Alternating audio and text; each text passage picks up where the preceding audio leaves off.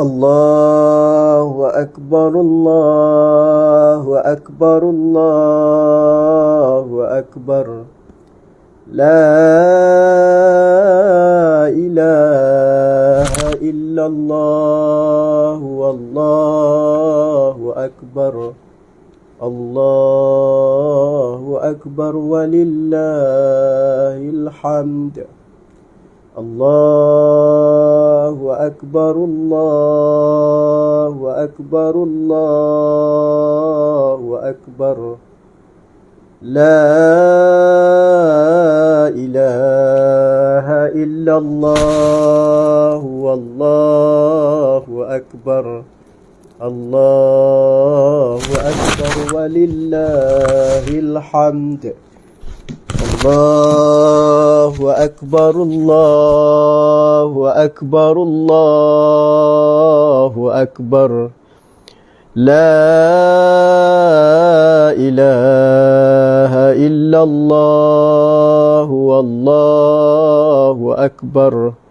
Allahu Akbar walillahil hamd. Allahu Akbar, Allahu Akbar, Allahu Akbar. La ilaha illallah, wallahu akbar. Allahu Akbar walillahil hamd. Allahu Akbar, Allahu Akbar, Allahu Akbar. Allahu Akbar kabiran walhamdulillahi katsira wa subhanallahi bukratan wa asila. La ilaha illallah wa la na'budu illa iyyahu mukhlisina lahuddin walau karihal kafirun. La ilaha illallah wahdah sadaqa wa'dah wa nasara 'abdah wa a'azza jundahu wa hazamal ahzaba wahdah. La ilaha illallah wallahu akbar. Allahu Akbar walillahil hamd. Allahu Akbar, Allahu Akbar, Allahu Akbar. La ilaha illallah, wallahu akbar. Allahu akbar walillahil hamd. Alhamdulillahi rabbil alamin, wassalatu wassalamu ala asyrafil anbiya'i wal mursalin wa ala alihi wa ashabihi ajma'in. Subhanaka la ilma lana illa ma 'allamtana innaka antal alimul hakim. Qala rabbi shrah li sadri wa yassir li amri wahlul 'uqdatam min lisani yafqahu qawli. Allahumma rabbana iftah bainana wa baina qaumina bil haqqi wa anta khairul fatihin. Allahumma arina haqqan warzuqna ittiba'ah wa arinal batilan batilan warzuqna jatinabah. Allahumma salli ala sayidina Muhammadin al-fatihi lima ughliq wal khatimi lima sabaqa nasiril haqqi bil haqqi wal hadi ila siratikal mustaqim wa ala alihi haqqa qadrihi wa miqdarihil azim. Amma ba'd. Alhamdulillah, terima kasih Aki Zaki atas share pada malam ni. Sebelum tu boleh komen tak Ustaz punya audio suara okey ke? Boleh komen tak Zaki Ustaz punya audio suara?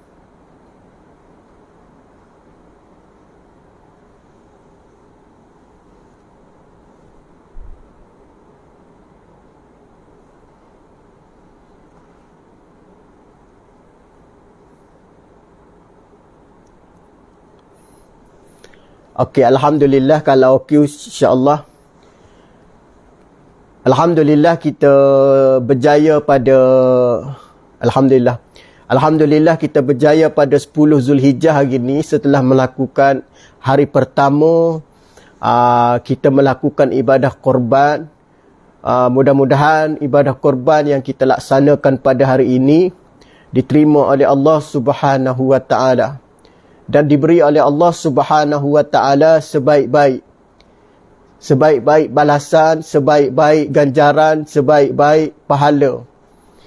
Kerana kita tahu kita buat korban ni sempena ataupun memperingati sunnah seperti mana yang pernah berlaku ataupun dilakukan oleh Nabi Allah Ibrahim alaihissalam, yang mana di dalam sejarah kalau kita tengok Nabi Allah Ibrahim alaihissalam ni, dia diberi oleh Allah ujiannya cukup hebat apabila turunnya melalui mimpi supaya menyembelih anak kesayangannya Ismail. Maka Nabi Ibrahim alaihissalam tidak menunggu dan tidak melengah-lengahkan arahan Allah Subhanahu wa taala, bahkan dibuat dengan cara yang baik. Bagaimana kalau kita tengok perjalanan Nabi Ibrahim alaihissalam ni dengan isterinya Siti Hajar bersama anak anda kesayangannya Ismail alaihissalam, yang mana kalau kita tengok bagaimana keluarga ini keluarga yang Allah Subhanahu wa taala beri, orang panggil kekuatan. Allah Taala beri anugerah keluarga ini keluarga yang cukup hebat. Keluarga ini keluarga yang cukup kuat dia punya cabaran. Apabila kalau kita melihat bagaimana cabaran demi cabaran Nabi Allah Ibrahim alaihissalam ini yang Allah Ta'ala beri. Tengok contoh bagaimana Nabi Ibrahim AS di antara Nabi pada usia kecil yang tidak terlibat dengan sembahan. Ataupun kita kata zaman kecil dulu dia tidak terlibat dengan sebaran, orang panggil sembahan-sembahan yang disembah oleh kumpulan ataupun kaum dia pada zaman itu. Bagaimana kalau kita tengok Nabi Allah Ibrahim ni juga di antara Nabi yang Allah Ta'ala uji di waktu kecil dia cukup kuat berpegang kepada agama. Kalau kita tengok waktu Ibrahim ni, waktu usia kecil dia kuat berpegang kepada agama Allah Subhanahu wa Ta'ala. Bayangkan tuan-tuan rahimakumullah, dia pernah mendepani dengan tindakan yang dibuat oleh Namrud, oleh kerajaan Namrud. Terima kasih pengusi surau Pasar Puri Jasmin, Haji Jamal. Bagaimana kalau kita tengok dia mendepani dengan pemerintah ataupun mendepani dengan Namrud. Luar biasa tuan-tuan. Bagaimana cabaran demi cabaran, ujian demi ujian, demi berpegang kepada agama, bagaimana Nabi Allah Ibrahim AS ni mendepani dengan Namrud. Yang mengakibatkan bagaimana kalau kita tengok, dia sudah ataupun dia dikenakan hukuman yang dahsyat. Sehingga bagaimana Namrud mengarahkan tenteranya. Mengarahkan tenteranya, yakni tentera yang mana nak supaya Ibrahim ni mesti dibuat sesuatu. Ibrahim ni mesti dibuat sesuatu dan supaya dia tahu. Tak adalah dia ni rasa hebat sangat, itulah memberi gambaran pada kita. Maka bagaimana Namrud mengarahkan antaranya kumpulan-kumpulan mereka untuk mengumpul kayu api untuk membakar Ibrahim AS. Bagaimana tuan-tuan rahimakumullah, akibat daripada berpegang kepada prinsip agama yang kuat Nabi Allah Ibrahim ni, sehingga bagaimana Allah Subhanahu Wa Taala memberi, kita panggil apa dia, keistimewaan, kelebihan. Nah, tatkala dia ni dicapukkan ke dalam api, yang dikatakan api tersebut dalam keadaan yang begitu kuat, dalam keadaan yang begitu orang panggil besar. Bagaimana apabila dicapuknya Ibrahim AS ke dalam api, maka Allah Subhanahu Wa Taala membantu Nabi Allah Ibrahim AS. Apa yang berlaku? Maka Allah Taala mengarahkan api. Allah Taala arahkan kepada api. Sidang para jemaah sekalian, apa arahan Allah? Apa arahan Allah kepada api, sidang para jemaah sekalian rahimakumullah? Maka Allah Taala berfirman di dalam suratul Anbiya. Dalam suratul Anbiya Allah Taala berfirman ayat yang ke-69. Apa kata Allah? Ba'da a'udzubillahi minasyaitanir rajim. Ya narukuni bardan wassalaman ala Ibrahim. Ayat ini turun. Allah Ta'ala menyebut untuk membantu Nabi Allah Ibrahim AS. Di saat Nabi Ibrahim dibakar oleh Allah. Dihumban Ibrahim dibakar oleh Namrud. Dibakar, dihumban ke dalam api. Bagaimana Allah Ta'ala berfirman, Ya narukuni bardan wassalaman ala Ibrahim. Kata Allah, wahai api, hai api, jadikanlah engkau sejuk serta merta. Wassalaman ala Ibrahim. Dan salam sejahtera ke atas dan kepada Nabi Ibrahim AS.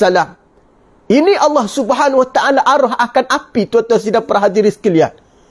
Bagaimana para ulama menyebut di dalam satu kitab tafsir Imam At-Tabari, bagaimana beliau menyebut daripada Sayyidina Ibnu Abbas radhiyallahu anhu. Apa kata Ibnu Abbas?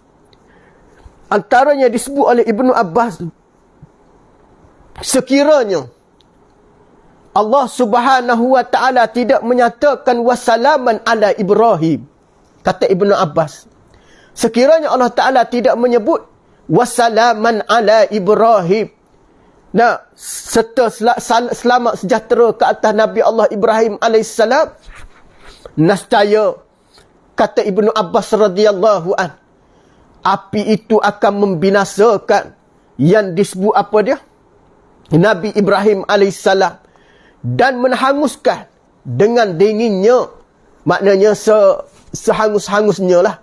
Ini memberi gambaran pada kita apabila turunnya pertolongan Allah Subhanahu Wa Taala, sidang para jemaah sekalian, maka kita tidak perlu dah, makna segala halangan, segala ujian, dugaan yang dibuat oleh manusia, semua itu adalah akan berbentuk sementara ataupun akan hancur dan akan rosak rosak dalam keadaan musnah, kerana apabila datang pertolongan Allah Subhanahu Wa Taala. Ini yang berlaku kepada Nabi Allah Ibrahim AS.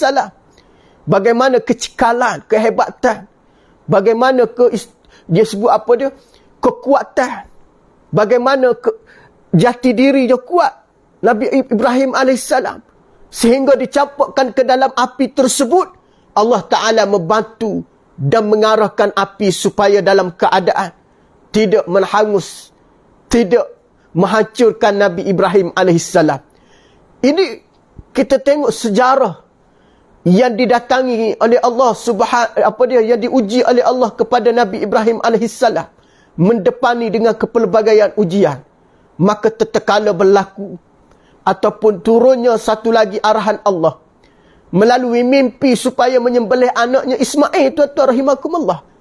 Ini adalah perkara yang mana cukup kalau kita kata apa dia, jarang berlaku kepada para nabi dan para rasul, tetapi berlaku kepada Nabi Allah Ibrahim alaihissalam, tuan-tuan. Turunnya arahan Allah supaya menyembelih anak kesayangannya Ismail alaihissalam.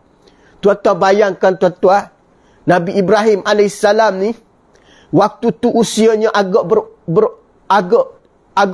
orang panggil apa dia, agak tua sedikit. Bagaimana usianya tadi, tuan-tuan, dalam keadaan nak anugerahi oleh Allah anak. Allahu Rabbi, tuan-tuan, kan, melalui perkahwinan keduanya dengan Siti Hajar. Kalau kita tengok bagaimana perkahwinan dia dengan Siti Hajar ini adalah ujian luar biasa, tuan-tuan. Bagaimana kalau kita tengok waktu kecil Ibrahim AS tu, tuan-tuan, yang dimana ditinggalkan oleh Ibrahim, Ismail ni, tuan-tuan, ditinggalkan oleh ayandanya Ibrahim. Bagaimana ibunya bersama dengan dia, dalam keadaan ibunya boleh dikatakan buntu seketika bila mana Ibrahim meninggalkan, sampai minuman pun tidak mencukupi. Sehingga bagaimana kalau tuan-tuan tengok Ismail, Siti Hajar ni dalam keadaan seolah-olah orang panggil tidak ada tempat untuk mereka bergantung, melainkan hak Allah Subhanahu wa Ta'ala. Tu kalau kita tengok bagaimana Siti Hajar pernah berulang-alik mencari air untuk memberi kepada anak-andanya apabila susu yang dimilikinya, minuman yang dimilikinya sudah kehabisan. Maka dia berulang-alik berjalan daripada Bukit Safa dan Marwah untuk mendapatkan air. Bagaimana sejarah ini berlaku dan diabadikan oleh para jemaah ataupun diabadikan oleh Allah menjadi amalan kepada jemaah kita menunaikan ibadat haji. Daripada Bukit Safa dan Marwah mereka berulang-alik, tuan-tuan. Siti Hajar berulang-alik, Masya Allah, tabarakallah. Ini di antara kehebatan isteri Nabi Allah Ibrahim alaihissalam. Apabila berulang-aliknya dia, berulang-aliknya dengan penuh rasa mengharapkan sesuatu daripada Allah Subhanahu wa Ta'ala. Harap supaya Allah Ta'ala bantu di saat itu, tuan-tuan rahimakumullah. Bagaimana ibu ini di antara kecekalan, kehebatan, kekuatan dia, dengan izin Allah Subhanahu wa Ta'ala, maka keluar daripada perut bumi air, yang mana air tersebut yang dikenali pada hari ini air Zamzam, yang berhampiran dengan Masjidil Haram. Ini memberi gambaran sirah pada kita, tuan-tuan. Setiap ujian Allah Ta'ala beri kepada keluarga Ibrahim ini, maka kalau kita melihat, maka Allah Ta'ala beri keistimewaan pada tempat tersebut. Tempat tersebut maksudnya adalah bumi Mekah. Bumi Mekah yang kita tahu bumi yang diberkati. Bumi menjadi tumpuan para jemaah pada ketika ini di bulan Zulhijjah. Menjadikan tumpuan utama, tuan-tuan, nak menyempurnakan di dalam amal ibadat, di dalam keimanan kita pada Allah Subhanahu wa Ta'ala. Tidak ada bumi-bumi lain pada ketika ini yang menjadi tumpuan dunia melainkan yang disebut bumi Mekah. Tuan-tuan, kan? Makna tak payah ceritalah kehebatan sejarah bumi-bumi lain tadi. Masuk pada bulan ini adalah Zulhijjah, yang bicara tentang keistimewaan bumi Mekah ini tersendiri, yang menjadi tumpuan seluruh dunia. Kita tengok, tuan-tuan, kan? Tidak mengira warna kulit, tidak mengira warna ataupun bangsa, tidak menerima jenis keturunan apa pun, tuan-tuan. Tidak kira pada masa tu. Tu kalau kita tengok waktu di tanggal 9 Zulhijjah semalam tu, kan, bagaimana kita melihat tetamu Duyufur Rahman, yang mana dalam keadaan mereka berada ataupun berwukuf di padang Arafah, mereka berpakaian putih, kan. Wukuf, tuan-tuan, sunat berpakaian putih. Bagaimana kalau kita melihat Mereka ini datang tuan-tuan dengan berbagai-bagai kelompok kumpulan tuan-tuan. Berbagai-bagai bangsa tuan-tuan. Berbagai-bagai warna kulit. Tidak sekadar makna orang yang kulit hitam, kulit putih. Berbagai-bagai warna kulit. Berbagai-bagai jenis manusia tuan-tuan kan. Makna kalau kita nak tengok manusia tu, Masya Allah, Tabarakallah. Tu para ulama menyebut antara yang disebut dengan hari wukuf di Padang Arafah, yang disebut salah satunya ialah yang disebut mini mahsyar. Bukan bermakna mahsyar macam tu, tidak. Tapi nak ceritanya, pada mahsyar lagi dahsyat tuan-tuan. Tapi nak ceritanya di antara gambaran pada kita, pada mahsyar suatu hari nanti lagi hebat tuan-tuan. Bagaimana berada wukuf di Padang Arafah itu pun kalau kita tengok, Masya Allah, Tabarakallah. Dan tempat itu juga kalau kita tengok sejarah yang pernah Allah Ta'ala pertemukan. Yang mana Nabi Adam AS, Siti Hawa, bagaimana Allah Ta'ala pertemukan ketika mana berada di Padang Arafah. Bayangkan tuan-tuan, sejarah di Padang Arafah ini adalah antara sejarah yang mana cukup besar kepada umat Islam. Nah, maknanya kalau kita tengok ini adalah di antara kehebatan. Maknanya kalau kita kata apa dia, Allah Ta'ala ada beri ujian kepada Nabi Ibrahim ni tuan-tuan. Masya Allah. Nah, hanya orang yang beriman bertakwa sahaja yang menguatkan ataupun yakin dengan apa dia disebut ujian tersebut. Mana kalau sekadar kita ni manusia biasa tuan-tuan, Masya Allah. Nah, ujian Allah Ta'ala bagi sakit tu kadang-kadang kita tak tahan kan. Tu kadang-kadang nak, apatah lagi Nabi Ibrahim AS ni tuan-tuan, Masya Allah, diuji kan. Bagaimana hari Arafah itu, yang disebut juga Nabi Adam AS dipertemukan dengan Siti Hawa. Dalam keadaan sekian lama diturunkan daripada syurga.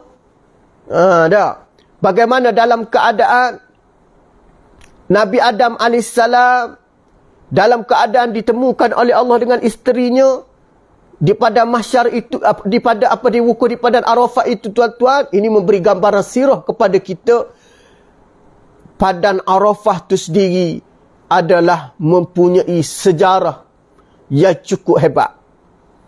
Bagaimana Nabi kita sallallahu alaihi wasallam pernah mengungkapkan antara yang disebut di dalam Al-Quran, Al-Yawma akmaltu lakum dinakum wa atmamtu alaikum ni'mati wa raditu lakumul Islam madinah. Nabi SAW sebut tuan-tuan, ayat Al-Quran turun kan. Hari ini aku telah sempurnakan bagi kamu dinakum, agama kamu. Wa atmamtu alaikum ni'mati, aku sempurnakan ke atas kamu nikmat. Wa raditu lakumul Islam madinah, aku redha Islam sebagai agama, sebagai anutan kamu. Ini ungkapan Nabi ketika berada di Padang Arafah. Ini memberi gambaran sirah kepada kita tuan-tuan. Nah, kita berada pada tanggal 10, 11 dan ikuti dengan hari tasyrik 11, 12, 13 Zulhijjah. Maka bagaimana tuan-tuan kita perlu kita memperbanyakkan. Kalau ada ibadah korban, kita perbanyakkan untuk melakukan ibadah korban. Kerana kalau kita nak bandingkan dengan pengorbanan kita hari ini tuan-tuan, dalam keadaan kita membayar dengan 800, 900 tuan-tuan. Kalau kita nak ikut bagaimana sejarah Nabi Ibrahim lagi dahsyat tuan-tuan, dengan bayaran 900, 800 tuan-tuan, ia adalah tidak berat sebenarnya. Melainkan orang-orang yang mana tidak memahami dan tidak menhayati. Apabila orang menghayati, maka dia merasai betapa Nabi Allah Ibrahim ini berkesanggupan menerima ujian Allah. Maka bagi memperingati, kita pun melakukan ibadah korban. Ibadah korban ni tuan-tuan, yang kita buat ni sebenarnya kita kena faham falsafah dia. Kita kena faham kadang-kadang. Apabila kita faham, barulah kita tahu tujuan korban ni apa dia. Tu kalau kita rujuk di dalam surah Al-Quran, Allah Ta'ala berfirman di dalam suratul Hajj. Mungkin di dalam khutbah tadi, masa sembahyang hari raya, khatib memperdengarkan ayat Al-Quran tentang bagaimana Allah Subhanahu wa Ta'ala berfirman, ba'da auzubillahi minasyaitanir rajim, la yanalallahu luhumuha wala dima'uha walakin yanaluhu taqwa minkum. Apa kata Allah dalam suratul Hajj ayat yang ke-37? La yanalallahu luhumuha wala dima'uha. Daging dan darah korban ataupun hadiah itu sekali-kali tidak akan sampai kepada Allah. Walakin yanaluhu taqwa minkum. Akan tetapi yang sampai kepada Allah amal yang ikhlas berdasar kepada takwa yang kamu miliki. Ini yang Allah Ta'ala sebut di dalam Al-Quran. Mengenai apa dia? Mengenai apa dia? Tentang ibadah korban. Mengenai ibadah yang kita buat menyembelih ni. Ia sampai pada Allah Subhanahu Wa Ta'ala amal ikhlas kita. Apabila kita bicara amal ikhlas ni tuan-tuan, ikhlas ni yang terbaik lah maknanya. Yang akan diberi oleh Allah sebaik-baik balasan. Nah, bagaimana sebaik-baik balasan ni mesti ada keikhlasan pada Allah Subhanahu Wa Ta'ala. Maknanya kita berbaki pada hari tasyrik ni esok 11, 12 dan 13 yang akan berakhir, maka memperbanyakkan kita melakukan ibadah korban. Kalaulah sekiranya kita tidak buat korban, cuba kita pergi ke tempat yang buat ibadah korban. Supaya kita dapat melihat bagaimana proses menghidupkan sunnah itu berlaku. Yakni kata pertumpahan ataupun tumpah darah, yakni darah lembu. Bukan tumpah darah, peperangan tentang darah lembu. Yang mana Allah Subhanahu Wa Ta'ala beri pada kita. Nah, anugerah pada kita. Itu kita cuba buat. InsyaAllah tuan-tuan Hello, man. Nombor 9. Siapa rakyat Okay. Tunggu sekejap ada orang nak mari hantar daging pula. Tunggu sekejap.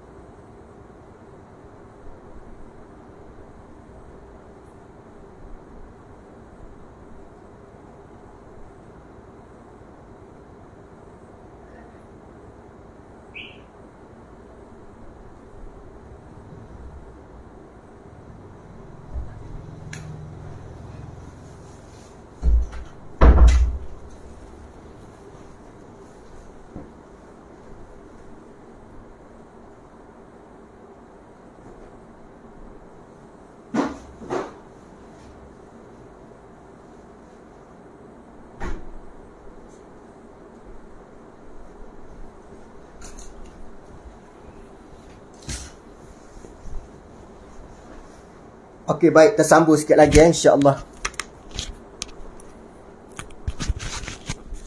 5 minit nak isyak. Isyak kita berhenti insya-Allah. Baik. Itulah yang disebut oleh Allah Subhanahu Wa Ta'ala tentang korban. Mana hari tasyrik ni kita berbekal ataupun berbaki 3 hari lagi, 11, 12 dan 13. Bolehlah kita buat korban. Boleh juga kita bertakbir seperti mana yang ustaz sebut pada kuliah subuh pada pagi tadi. Tazkirah subuh ringkas. Sebelum kita menunaikan solat sunat Aidil Adha, ustaz sebut tadi kan. Bagaimana kita disunatkan banyakkan takbir, banyakkan tahmid dan banyakkan tahlil memuji Allah Subhanahu Wa Ta'ala. Nah, ada masa ruang kita bertakbir. Kerana bertakbir di bulan ini di antara tuntutan. Nah, antara tuntutan untuk kita memperbanyakkan supaya kita mendapat kelebihan berada pada bulan Zulhijjah. Dan bulan Zulhijjah, hari tasyrik ini juga dia kata hari yang diharamkan kita berpuasa. Maknanya nak cerita ni para hadirin sekalian, sidang para hadirin sekalian, 11, 12, 13 ni keistimewaan dia, ganjaran dia lebih daripada kita berpuasa. Maknanya diharamkan berpuasa, disunatkan berkorban. Maknanya ceritanya keistimewaan dia hari Tasyrik ini ialah yang mana diberi oleh Allah Subhanahu Wa Taala sebaik-baik hari kerana dibolehkan padanya untuk kita melakukan ibadah korban. Dan dibolehkan padanya ataupun disyariatkan padanya untuk kita memperbanyakkan takbir. Ada peluang kita takbir. Ada peluang kita bertahmid. Faham maksud dia? Tu kadang-kadang orang tanya, Ustaz, apa itu hari Tasyrik? Biasalah orang tanya, hari Tasyrik tu apa Ustaz? Hari Tasyrik ialah, dengan molek, hari Tasyrik ialah hari raya bagi orang berhaji. Hari raya bagi bakal haji. Tu dia kita sebut hari Tasyrik tu. Nah, maknanya dia orang pun dah selesai dah. Dan dia orang pun meraihkan hari raya tersebut. Yang disebut dengan hari Tasyrik. Kita disunatkan untuk berkorban. Dia juga para jemaah Duyufur Rahman, bakal-bakal haji ni, dia sudah selesai. Selesai apa dia? Sudah selesainya para jemaah haji melakukan antaranya wukuf, jamrah dan bertahlul. Sudah siap dah. Dia orang pun sudah selesai dah kemeraihkan ataupun berada yang disebut dengan hari Tasyrik, hari raya tersebut. Ada amalan yang kita boleh amal lah pada hari-hari Tasyrik. Antaranya, apa dia kita boleh beramal? Memperbanyakkan syukur di atas nikmat Allah. Memperbanyakkan syukur di atas nikmat Allah. Cuba kita letak dalam diri kita ni, Alhamdulillah. Allah Ta'ala bagi kita nikmat. Allah Ta'ala bagi kita peluang. Kita syukur. Allah Ta'ala bagi kita sihat. Allah Ta'ala kita bagi kita lapar. Alhamdulillah, syukur. Ni kita boleh di bulan ataupun pada hari Tasyrik ni meletakkan rasa syukur pada Allah Subhanahu Wa Ta'ala yang terbaik supaya kita ni dapat kelebihan, keistimewaan daripada Allah melalui ganjaran. Apa lagi kita boleh buat, tuan-tuan? Meningkatkan taat dan takwa pada Allah. Meningkatkan ketaatan, ketakwaan pada Allah Subhanahu Wa Ta'ala. Ini di antara yang kita berada pada hari Tasyrik ni. Yang disebut dengan Yaumut Tasyrik adalah di antara rangkaian daripada hari raya ni. Rangkaian dia. Itu juga yang disebut hari Tasyrik ni juga hari yang kita memperhidupkan sunnah Nabi Ibrahim yang kita sebut korban tu. Itu di antara. Yang ketiga apa dia? Untuk menghidupkan, memperbanyakkan doa dan zikir. Yang ni pun kita kena buat lah. Kena banyakkan kita berdoa dan berzikir pada bulan ataupun pada hari Tasyrik ni, tuan-tuan. Banyaklah kita mohon pada Allah Subhanahu Wa Ta'ala. Yang keempat, yang terakhir apa dia, tuan-tuan boleh hidup? Kita menghubungkan silaturahim, tuan-tuan. Menghubungkan silaturahim sesama kita. Mengeratkan silaturahim sama kita. Jangan hanya sekadar kita bersilaturahim pada hari raya puasa sahaja. Hari Tasyrik ni, tuan-tuan, kita boleh eratkan hubungan silaturahim. Yang susah kita bantu. Ada keperluan yang kita boleh bantu, kita bantu. Bukan hanya sekadar kita mengharapkan dia bantu kita. Kadang-kadang orang ni menerima bantuan orang je. Kalau boleh kita cuba bantu setakat daya upaya kita. Mudah-mudahan kita dapat ganjaran, tuan-tuan sidang para hadirin sekalian. Mudah-mudahan kita dapat yang disebut apa dia? Kelebihan daripada Allah Subhanahu Wa Ta'ala. Berhubungkan silaturahim ni juga Nabi sebut apa dia? Sebaik-baik amalan umat aku ni di antara ialah mereka menghubungkan silaturahim. Silaturahim ni juga yang disebut menolak segala prasangka buruk. Orang yang mengeratkan silaturahim ini adalah membuang segala prasangka buruk. Sifat-sifat prasangka buruk dalam diri kita akan terhakis. akan dapat dikikis dengan kita mengeratkan silaturahim. Betul tak tuan-tuan? Ini di antara yang kita boleh amal tuan-tuan. InsyaAllah. Jadi yang terakhir, bagaimana Ustaz nak pesan kepada para jemaah. Kita berada di musim korban ni tuan-tuan. Hari-hari yang disebut dengan Ayyam Tasyrik. Kita tengok kadang-kadang kekhilafan berlaku. Antaranya dalam soal penyembelihan, dalam soal pengagihan daging korban, dalam soal penerimaan daging. Ini pun kadang-kadang menjadi masalah juga. Kerana ada terkadang di kalangan kita kurang faham. Maksud ustaznya kurang faham tentang apa dia, ini adalah apa dia, amalan ataupun perbuatan ataupun hidupkan sunnah ni, yakni melakukan korban. Janganlah sampai kita menganggap apa dia, belian bahagian korban yang kita beli tadi, kita tak boleh seperti mana kita nak, maka kita rasa tak puas hati. Nampak tuan-tuan, kita duduk expect dapat daging banyak ni, tiba-tiba dapat kurang dan sebagainya. Tu tak selalu sebut. Kita buat kebajikan ni tuan-tuan untuk mendapat raih redha Allah. Apa yang kita dapat, alhamdulillah, syukur. Pada kita kurang tak apa, jangan kurang pada orang. Maksudnya kita beri pada orang lebih tidak mengapa, berbanding jangan kita mengambil kita yang lebih. Tak. Apa kita tahu korban afdal ni kalau kita bagi pada orang semua daging, bagi sedekah pada orang, tu lagi afdal. Tapi kita boleh sunatlah makan sedikit daripada bahagian daging tersebut. Tapi nak ceritanya keafdalan dia kalau kita mampu bagi pada orang semua, pada fakir miskin, lagi afdal tuan. Tak.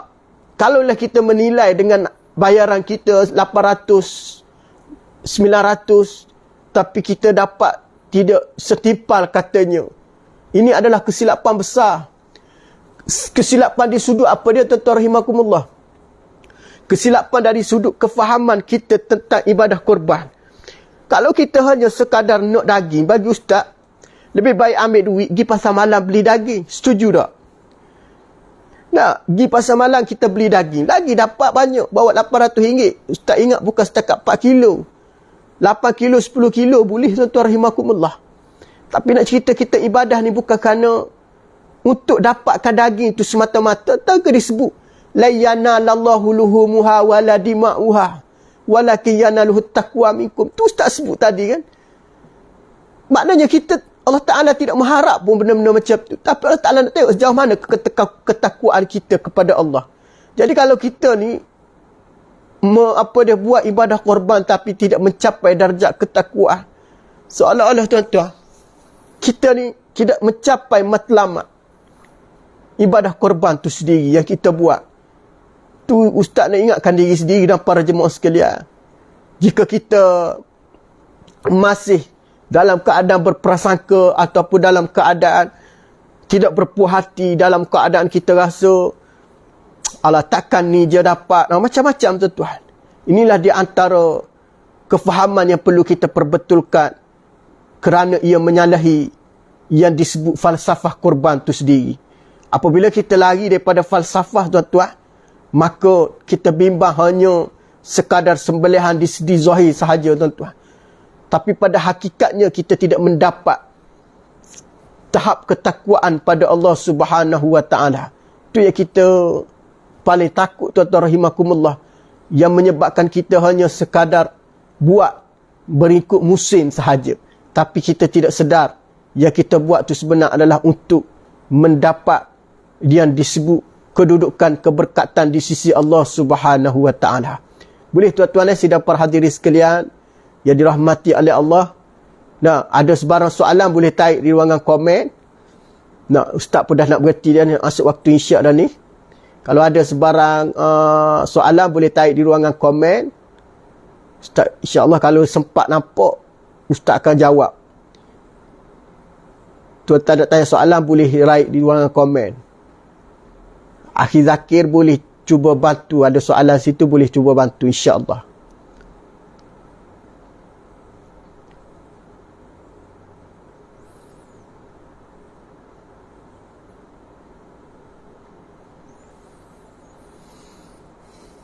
InsyaAllah kalau esok pagi kita cuba sambung lagi subuh. Pada hari Jumaat, esok pagi hari Jumaat kan masih cuti lagi. InsyaAllah kita akan cuba sambung lagi subuh esok. Kita akan bincang mengenai hari tasyrik. Banyak benda-benda lagi yang kita boleh share dan kongsi. Mudah-mudahan kita manfaatkan hari tasyrik ni dengan amalan-amalan, dengan kefahaman yang betul supaya kita beramal dalam keadaan kita menepati cara agama sebenar, insyaAllah. Dan insyaAllah kita akan bincang esok juga tentang hari tasyrik ni, binatang ataupun sentuh sikit insyaAllah mengenai umur binatang korban dan segalanya sebagai perkongsian. Walaupun korban sudah berlaku pada hari ini, insyaAllah tidak menjadi kesilapan. Kita berbincang dan kita menambahkan ilmu pengetahuan, insyaAllah. Terima kasih semua yang menonton pada malam ni. Alhamdulillah Ustaz tengok pun lebih kurang 40 orang tadi, mula-mula tadi ada 40 mata. Alhamdulillah, mungkin sibuk, mungkin penat, rehat dan sebagainya. InsyaAllah jumpa esok pagi subuh, insyaAllah. Wallahu a'lam. Aku li qauli hadza wa astaghfirullahal azim li wa lakum wa lisairil muslimina wal muslimat wal mu'minina wal mu'minat. Okey, ada soalan? Baik, Ustaz tunggu. Apa dia soalan? Tak ada soalan. Okey, boleh type di ruangan komen.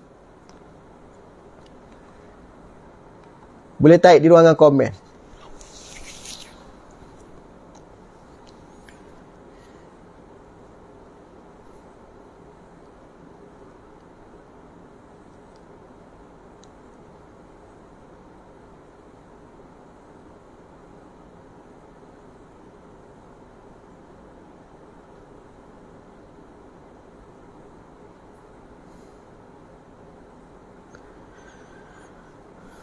Okey, apa tu?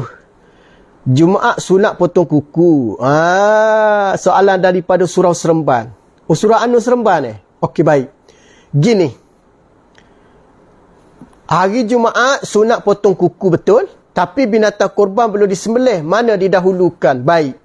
Didahulukan dengan bulan Zulhijjah ini menghormati dan nak mengambil sunnah. Apa dia berada di bulan Zulhijjah, maka kita tak perlu potong. Faham maksud dia? Tak payah potong kuku. Tak payah potong lagi kuku. Faham? Sebab bulan ni bulan Zulhijjah. Tak. Jadi ambil sunnah lain hari Jumaat. Ambil sunnah lain dulu. Teruskan menyimpan. Faham maksud dia? Kerana Nabi SAW menyebut di dalam hadis Nabi kan, berkenaan mengenai apa dia faham, Zaki faham. Sebab Nabi sebut dalam satu hadis, apa kata Nabi sebut? Ustaz pernah share sebelum ni, kalau ingat lagi.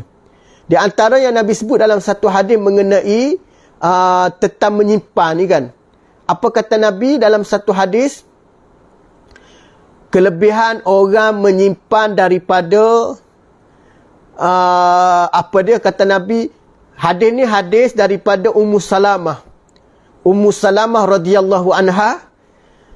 Kata Nabi SAW, man kana lahu zibhun yazbahu fa iza ahilla hilalan Zilhijjah fala ya'khuzanna min sya'rihi wala min asfarihi syai'an hatta yudhhiya. Hadis riwayat Imam Muslim. Sesiapa yang mempunyai binatang untuk korban, alias untuk sembelih, maka apabila dia terlihat faiza ahilla hilalan, apabila dia terlihat anak bulan Zulhijjah, ataupun kita kata hari ini apabila dia tahu bulan Zulhijjah sudah memasuki, maka kata Nabi, fala ya'khuzanna min sya'rihi, dan jangan ia memotong daripada rambut dan juga daripada kukunya sehingga hatta yudhhiya, sehingga selesai ibadah korban. Manakala kita faham pada hadis ni Nabi suruh simpan. Jadi apabila esok kena pula hari Jumaat, kita disunatkan memotong kuku, tapi duduk pada bulan Zulhijjah belum lagi kita sembelih, maka kita ambil hadis Nabi yang ni, mengambil kelebihan Zulhijjah, tak payah potong lagi, insyaAllah. Boleh insyaAllah ada lagi soalan? Soalan dia dalam surah ni Seremban surah An-Nur Seremban. Ni An-Nur fasa 3. Okey, Ustaz dah tengok. Ada lagi tak soalan?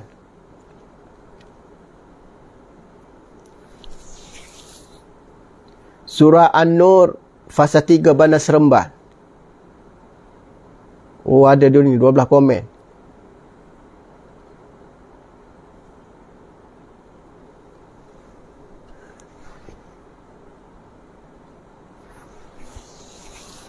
Oh, tak ada deh.